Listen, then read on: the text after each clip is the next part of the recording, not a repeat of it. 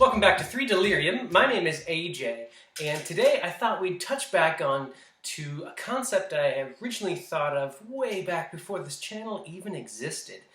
I originally came up with the idea for this YouTube channel in general for not only just 3D printing content, but also 3D printing in relation to tabletop wargaming, just like this. But I seem to have made very few videos on the tabletop wargaming aspect. So I thought it was time for us to change that. So here we have my most recent project. It is an army for the faction called Death Guard. Now they are part of the bad guys, and if I can find it, this right here, this guy used to exist. So that's why I'm a fan of playing as the bad guys. But in Warhammer 40,000, there aren't really any good guys nor bad guys. Every faction's kind of out for themselves. But I really like these guys because they're resilient and they have strong endurance, and they're part of the faction that I already enjoy. So my goal is to paint all the models up similar to these guys right here. These are the actual Games Workshop brand models that I mentioned earlier. I'm going to try to paint most of this whole army kind of like an off-white with gold trim. And then I plan to dip everything in this. This is by the company Army Painter, and it's called their Quickshade. Now this one is a strong tone. And what this is a polyurethane lacquer that has brown pigments already mixed in with it. So whenever you dip a model in here and you pull it out, once it's able to like drip clean and kind of like drip all the excess off that you don't need anymore, what's left is a really strong protection for all the paint that's on it. I painstakingly painted every single model, so I'll make sure that each one is protected perfectly.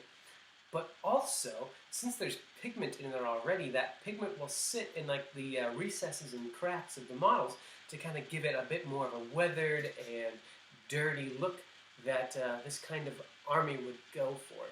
So, since I said before, these guys are kind of like dirty zombie kind of superheroes, I want them all to have that grit, but also be protected as well. So, with this, printing an entire army has kind of changed the entire process from what I've done before and what I'm used to. So, like, for example, how I want to maintain the color of some of this plastic, because I think this, like, lime green is beautiful. I really like the shade a lot. This is still the rPLA green from Filamentive out of the UK, and it's just beautiful. This is their recycled green PLA filament. So I'm trying to maintain that color by, for example, just painting some of the bits of the armor. For dipping all of these little guys, I actually also was able to make this tool on Tinkercad as well, the same place as I made this furnace I mentioned earlier. But if you can kind of see, it has some space in the very end that the base of these little guys will just snap right into, and it holds it there nice and easy, and I'm able to just take this and dip it in super, super slick. Whenever it's dripping, I can just hold it, let it drip dry, and it even holds onto the top here to let it drip even better. But it's a tool that I invented just for doing all of this dipping that I'm going to have to do with my 4x20, all of my 80 little guys here, and I'm pretty sure I might have to make bigger ones for dipping the other troops as well. I haven't quite decided on how I'm going to dip the big furnace and the other piece, because it's actually bigger than the pot is. So, if you have an idea how I might be able to get this lacquer on here, I'm trying to not use a brush or anything like that, so there's no like brush strokes, and pretty much anything this touches is caked in solid urethane forever. So if I use a brush, It'll be the last time I use that brush, and I don't have any disposable brushes at the moment. So if you have any suggestions on how I could best do this, you can try leaving them in the comments down below, and we can work on this project together. But also, I found this unit here. These are kind of the staple of this faction. They're known as Plague Marines. So if the Space Marines are Captain America and Iron Man put together, good guys. So this faction as a whole is called Chaos Space Marines because they're the bad guys. And these are the Space Marines themselves, the Plague Marines, because they're dirty and fun-loving like that. So I'm piecing together each set little by little, and then my plan is to put them all in this box. Now I know that looks like a lot, but stick with me and we will go through maybe the best way to prepare this box and these models for going in the box.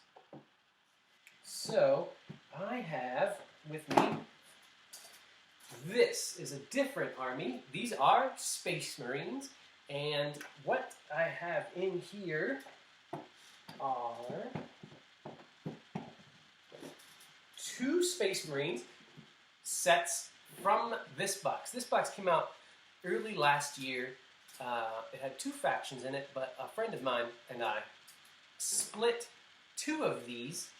I intended to use just the Space Marines, and he wanted to use just other guys that came in it. So we got a bit of a discount, but if I would have spent full price on 2 of these boxes, halved, I suppose, so we'd come to around 125 euro altogether.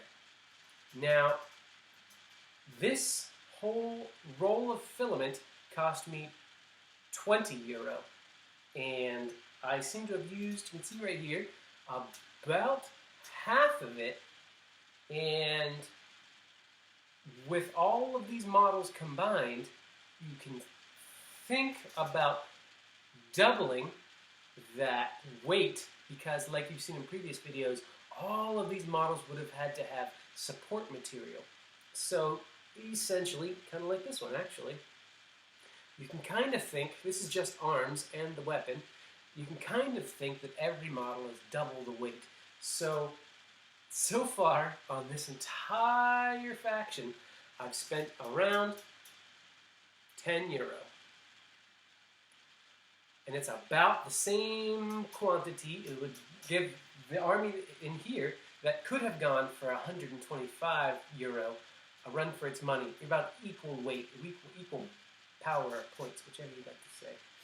So I absolutely am looking forward to printing my armies from now on, saving a lot of money, and still enjoying the game that I love so very, very much.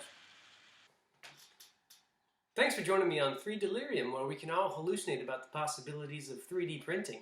I'll see you next time, and we'll see how much of this I get done for the next video.